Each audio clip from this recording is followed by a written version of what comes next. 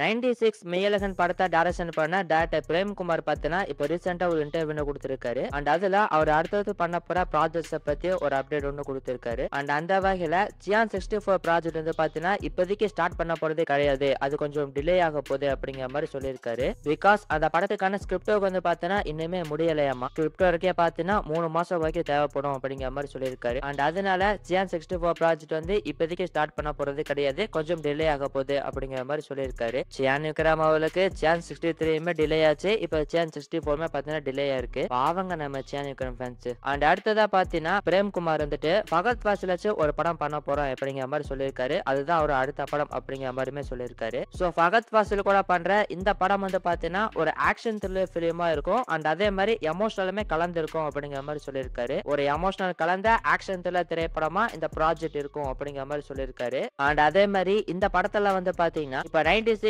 மெய்யழகன் படத்துல எல்லாம் பாத்தீங்கன்னா அதிகமான கேரக்டர்ஸ்லாம் இருக்காது, ரொம்பவே குறைவான கேரக்டர்ஸ் வச்சுதான் படம் எழுதியிருப்பாரு. இப்ப இந்த படத்துல வந்து பாத்தீங்கன்னா அதோட குறைவான ஆக்டர்ஸ் வச்சுதான் படம் எடுக்க போறேன் அப்படிங்கிற மாதிரி சொல்லியிருக்காரு. அண்ட் ஆல்சோ இந்த கதையை ஃபகத் ஃபாசில் கிட்ட 45 நிமிஷம் அவர் நரேட் பண்ணிருக்காராமா. சோ நரேட் பண்ண உடனே ஃபகத் ஃபாசிலுக்கு பிடிச்சு போய் இமிடியேட்டா அந்த ப்ராஜெக்ட் வந்து சைன் பண்ணிட்டேன், என்னோட அடுத்த ப்ராஜெக்டா இந்த ப்ராஜெக்ட் தான் இருக்கும் அப்படிங்கிற மாதிரி பிரேம்குமார் பாத்தீங்கன்னா சொல்லியிருக்காரு. சோ இந்த ப்ராஜெக்ட் பத்தி உங்களோட ஒப்பீனியன் என்ன அப்படிங்கிறத மறக்காம இந்த வீடியோடைய கமெண்ட் செக்ஷன்ல சொல்லுங்க. சோ இது போக பிரேம்குமார் பாத்தீங்கன்னா 2 ஸ்டோரி தனியா எழுதி வச்சிருக்கேன் அப்படிங்கிற மாதிரி சொல்லியிருக்காரு. அதுல ஒரு ஸ்டோரி பாத்தீங்கன்னா ஒரு அட்வென்ச்சர் பிலிமா இருக்கும் அப்படிங்கிற மாதிரி சொல்லியிருக்காரு. இதுல மெயின் கேரக்டர்ஸாவே 9 பேர் இருக்காங்க, படம் முழுக்கவே அந்த 9 பேருமே டிராவல் ஆவாங்க, அந்த மாதிரி ஒரு ஸ்டோரியா அது இருக்கும் அப்படிங்கிற மாதிரி சொல்லியிருக்காரு. அண்ட் இன்னொரு ஸ்டோரி வந்து பாத்தீங்கன்னா ஒரு லவ் ஸ்டோரி, அந்த லவ் ஸ்டோரியில ஹீரோயினா இருக்க மாட்டாங்க அப்படிங்கிற மாதிரி சொல்லியிருக்காரு. என்னப்பா இது ஹீரோயின் இல்லாத லவ் ஸ்டோரியா, இது கேட்கவே பார்த்தா டிஃபரெண்டா இருக்கு, ஆனா இப்படி ஒரு ஸ்டோரி அவர் எழுதி வச்சிருக்கிறதா சொல்லியிருக்காரு. உண்மையிலே பிரேம்குமார் வந்து பாத்தீங்கன்னா ஒரு டிஃபரெண்டான டேரக்டருங்க. சோ இது போக பிரேம்குமார் பாத்தீங்கன்னா இந்த இன்டர்வியூல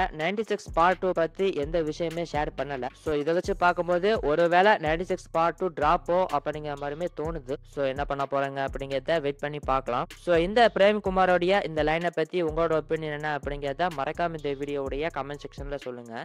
சோ பிரேம்குமார் எப்படி அவரோட லைனை பத்தி சொன்னாரோ அதே மாதிரி எஸ்கே வந்து பாத்தீங்கன்னா அவரோட லைனை பத்தியுமே சொல்லியிருக்காரு. அதுல பராசக்தி படத்தை முடிச்சதுக்கு அப்புறமா அடுத்தது SK 24 அந்த படத்தை வந்து பாத்தீங்கன்னா டைரக்டர் சிபி சக்கரவர்த்தி அவர் தான் டைரக்ஷன் பண்ண போறாரு அப்படிங்கிற மாதிரி சொல்லியிருக்காரு. அண்ட் இது போக வெங்கட் டைரக்ஷன்ல ஒரு படம் பண்ண போறாராமா. அண்ட் அதே மாதிரி டைரக்டர் புஷ்கர் காயத்ரி அவங்களோட இயக்கத்துல ஒரு படம் பண்றதுக்கான டிஸ்கஷன்ஸ் போயிட்டு இருக்கு அப்படிங்கிற மாதிரி சொல்லியிருக்காரு. இன்னும் பாத்தீங்கன்னா அந்த ப்ராஜெக்ட் வந்து ஃபைனலைஸ் ஆகலையாமா. சோ இப்படி நம்ம ஏற்கனவே சொன்ன அப்டேட்டை SK வந்து பாத்தீங்கன்னா அபிஷியலாவே கன்ஃபார்ம் பண்ணிருக்காரு. சோ இதுல சிபி சக்கரவர்த்தி கூட பண்ண போற SK 24 ப்ராஜெக்ட் பத்தி கூடுதலா இன்னொரு தகவலுமே கிடைச்சிருக்கு. அண்ட் அந்த வகையில இந்த படத்துக்கு வந்து பாத்தீங்கன்னா மியூசிக் டைரக்டர் சாய் அபியங்கர் அவரு தான் மியூசிக் பண்ண போறாரு அப்படிங்கிற மாதிரி ஒரு நியூஸ் ஒன்று கிடைச்சிருக்கு. அண்ட் இது போக இந்த படத்துக்கு ஸ்டன் கொரியோகிராஃபி பாத்தீங்கன்னா மதராசி திரைப்படத்துக்கு ஸ்டன் கொரியோகிராஃபி பண்ண ஸ்டன்ட் மாஸ்டர் கெவின் குமார் அவர் தான் இந்த SK 24 படத்துக்குமே ஸ்டன் கொரியோகிராஃபி பண்ண போறாரு அப்படிங்கிற மாதிரி ஒரு நியூஸ் ஒன்று கிடைச்சிருக்கு. அண்ட் சீக்கிரமாவே இந்த ப்ராஜெக்டான அனௌன்ஸ்மெண்ட் நம்ம எதிர்பார்க்கலாம் அப்படிங்கிற மாதிரி சொல்லப்படுது,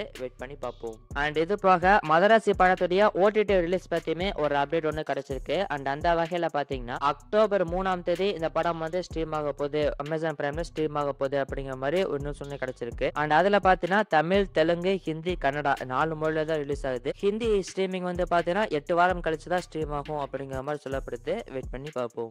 ஆக்டர் சூர்யாவுடைய கருப்பு திரைப்படத்தை பத்தி ஒரு அப்டேட் ஒன்று கிடைச்சிருக்கு. அதாவது போன தடவை போட்ட வீடியோல நம்ம சொல்லியிருந்தோம் பராசக்தி திரைப்படம் வந்து பொங்கலுக்கு வரதுக்கான வாய்ப்பு இல்லை, அடுத்த வருஷம் தமிழ் ஸ்பெஷலா ஏப்ரல் 10ஆம் தேதி ரிலீஸ் பண்றதுக்கு பிளான் பண்ணிருக்காங்க அப்படிங்கறத நம்ம சொல்லியிருந்தோம். சோ இப்போ வந்து பாத்தீங்கன்னா பராசக்தி வராததுனால இந்த கருப்பு திரைப்படத்தை ரிலீஸ் பண்ணலாம் அப்படிங்கிற பிளான்ல மூவி டீம் இருக்காங்க அப்படிங்கிற மாதிரி ஒரு நியூஸ் ஒன்று கிடைச்சிருக்கு.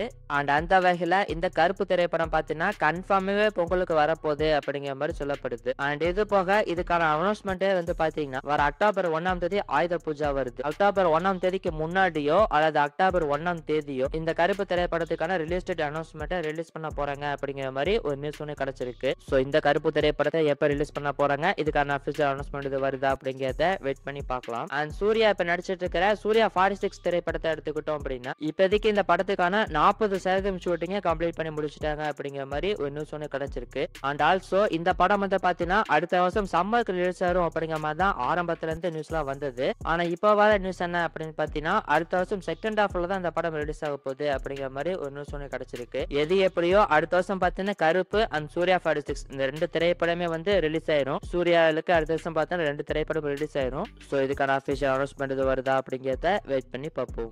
ஆக்டர் மோகன்லாலுடைய அடுத்த ப்ராஜெக்ட் பத்தி ஒரு அப்டேட் ஒன்று கிடைச்சிருக்கு. அண்ட் அந்த வகையில இப்ப பார்த்தீங்கன்னா திருஷ்யம் 3 அந்த ப்ராஜெக்டை ஸ்டார்ட் பண்ண போறாங்க. சோ இது போக ஏற்கனவே நம்ம சொல்லியிருக்கோம், டேரக்டர் டிஜே ஞானவேல் மோகன்லால் கிட்ட ஒரு கதை ஒன்று சொல்லியிருக்காரு. ஃபியூச்சர்ல இவங்க 2 பேரும் சேர்ந்து ஒரு படம் பண்ண போறாங்க அப்படிங்கறத சொல்லியிருக்கோம். அண்ட் இது போக இப்ப லேட்டஸ்டா வர இன்னொரு நியூஸ் என்ன அப்படின்னு பாத்தீங்கன்னா, பிரம்மா யுகம் திரைப்படத்தை டைரக்ஷன் பண்ண டேரக்டர் ராகுல் சதாசிவம் அவர் வந்து பாத்தீங்கன்னா மோகன்லால் கிட்ட ஒரு கதை ஒன்று நரேட் பண்ணிருக்காரு அப்படிங்கிற மாதிரி ஒரு நியூஸ் ஒன்று கிடைச்சிருக்கு. அண்ட் திருஷ்யம் 3க்கு அப்புறமா மோகன்லால் பண்ண போற ப்ராஜெக்ட் வந்து இந்த ராகுல் சதாசிவம் ப்ராஜெக்ட் தான் அப்படிங்கிற மாதிரி ஒரு நியூஸ் ஒன்று கிடைச்சிருக்கு. சோ இந்த ப்ராஜெக்ட் வந்து பாத்தீங்கன்னா ஒரு ஹாரர் ஜெண்டர் பிலிமா இருக்கும் அப்படிங்கிற மாதிரி சொல்லப்படுது. அண்ட் இந்த படத்துக்கான ஷூட்டிங் வந்து பாத்தீங்கன்னா அடுத்த வருஷம் ஏப்ரல் மந்த்ல இருந்து ஸ்டார்ட் பண்ணிடுவாங்க அப்படிங்கிற மாதிரி ஒரு நியூஸ் ஒன்று கிடைச்சிருக்கு. சோ இந்த ப்ராஜெக்ட்கான அபிஷியல் அனௌன்ஸ்மெண்ட் இது வருதா அப்படிங்கறத வெயிட் பண்ணி பார்ப்போம். ஆக்டர் தனுஷுடைய இட்லி கடை திரைப்படத்தை எடுத்துக்கிட்டோம் அப்படின்னா டெய்லியும் வந்து ஒவ்வொரு கேரக்டர்ஸா அனௌன்ஸ்மெண்ட் பண்ணிட்டு இருக்காங்க. அண்ட் அந்த வகையில இன்னைக்கு பாத்தீங்கன்னா பார்த்திபனோட கேரக்டருமே அனௌன்ஸ்மெண்ட் பண்ணியிருந்தாங்க. சோ அவர் வந்து பாத்தீங்கன்னா இந்த திரைப்படத்துல அறிவு அப்படிங்கிற கேரக்டர்ல வரப்போறாரு. ஒரு போலீஸ் கேரக்டர்ல படத்துல நடிச்சிருக்காரு. சோ இந்த இட்லி கடை திரைப்படத்துக்கான ஆடியோ லான்ச் வந்து பாத்தீங்கன்னா